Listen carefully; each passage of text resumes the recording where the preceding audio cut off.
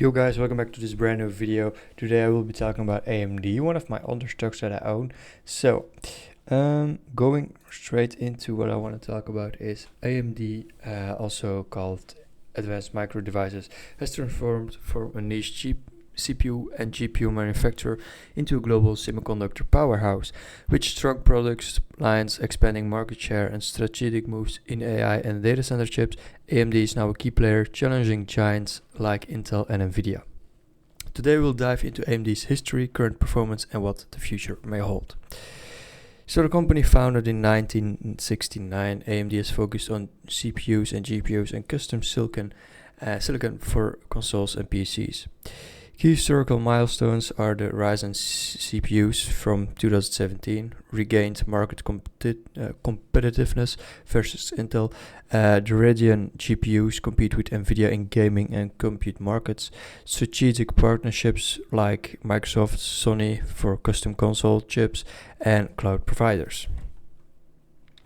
Some information about our recent performance. So revenue growth driven by gaming data centers and AI acceleration. Q2 2025 revenue of $6.7 billion, expected way more in coming quarter, which is 80% up year over year. Strong performance in high margin data center segments. Gross margin went up to 53%, up due to higher ASP. Average selling prices in data center chips, and the net income came in at around $1.2 billion, reflecting operational efficiency improvements. A little bit of the information about their market position and some things you should consider with their competitors. So AMD is challenging Intel in CPUs and NVIDIA's in GPUs. Market share gains notable in PCs, laptops, and the cloud servers.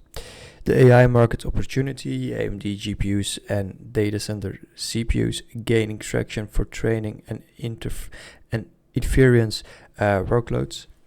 Risks, so Intel R&D, NVIDIA AI dominance, macroeconomic cycles in chip demand. That are some risks. Some growth and growth catalyst points are AI and generative AI, demand for high-performance GPUs and data center CPUs, semi-custom chips for gaming consoles, long-term contracts, and recurring revenue. Expansion in servers, cloud providers, and professional graphics. Some emerging markets for edge computing and AI inference. Then a little bit of the perspective in the investment in itself. So AMD has shown resilience, innovation, and consistent market share gains. Market tailwinds are the AI boom, of course, cloud expansion, and very good gaming growth. Valuation risk is the semi-cyclicality, competition, macro slowdown. Price target, AMD's market cap could reach $1 trillion if shares hit around $220, assuming strong execution and AI market penetration. I believe that the stock price of AMD could be above $350 at the end of 2026. So a little bit of altogether is AMD's transformation from a challenger to a market leader has been remarkable, with strong product lineup, strategic positioning in AI, and expanding data center presence. It remains a top player in semiconductors, but investors should monitor valuation and competitive pressure carefully. But again, in its whole, it's a very good opportunity at this point. But it already year to date went up a very nice amount, almost 40%. And in the last 6 months, it even went up 57%. So, going to the graph, this is the time it needed last time. From here, what was it again? It's a couple of time ago. Let me copy this if we can. Copy. Oh, sort of. Yeah, I think it was from here. Yeah, this was the point I wanted to talk about. So this one.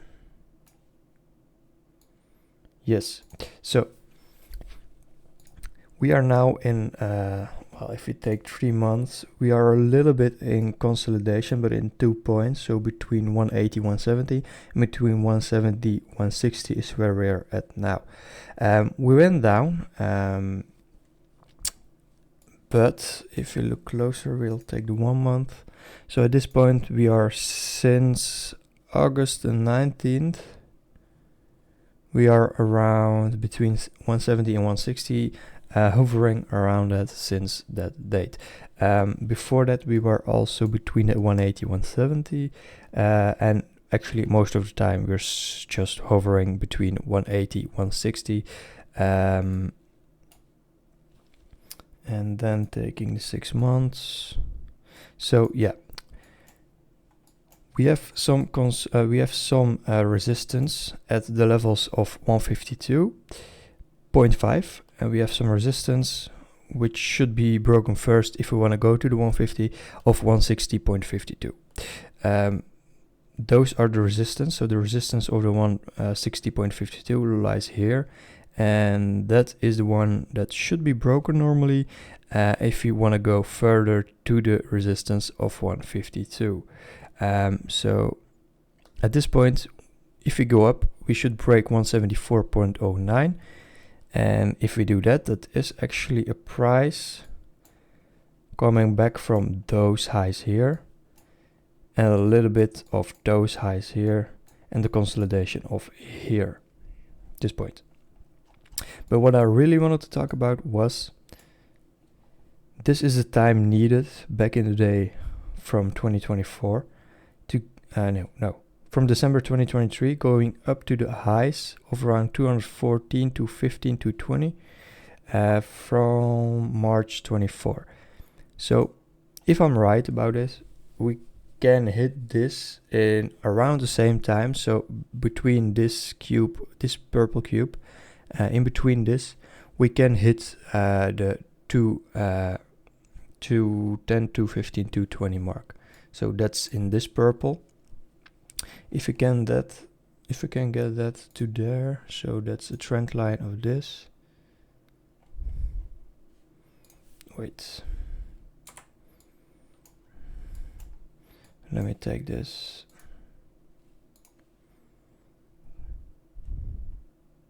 So that's around here to those highs. So that should be a move like that. But I believe that that will happen. Taking it a little bit more to here.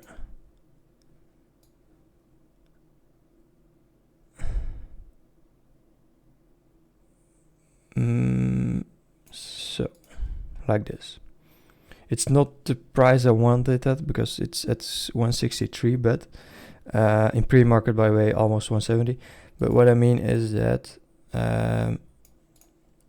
it's this type of move we need, and normally we can get another type of, we can get the info line. So taking the info line, that should be a move of around 34.19% to go to the $220 mark. In my opinion, between this time frame, it's very possible to hit that. So we should be hitting that at around the end of October this year. So that should be normally something that will likely happen. If we get a very bad month in September because of maybe rate cuts not coming through in September, we can go down from the levels of now, 163. Of course, pre-market is different, but we'll take the close from yesterday, 163. We can go down to around 150 and even 145 maybe. So these highs, if there's very, very bad news from the rate cuts and the sentiment of the markets just goes downhill.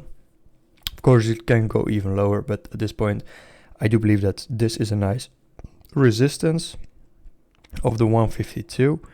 I think we can hold this line, but eventually in this time frame, then we do a little reconsolidation and we recover up to the upsides, and we just go very straight up like we did in that time frame over here, and then we get to the $220 mark at around the end of October. So that would be, if you take it from those lows, 43.5%, and if it even goes lower to like 140%, it would be 56% move to the upside.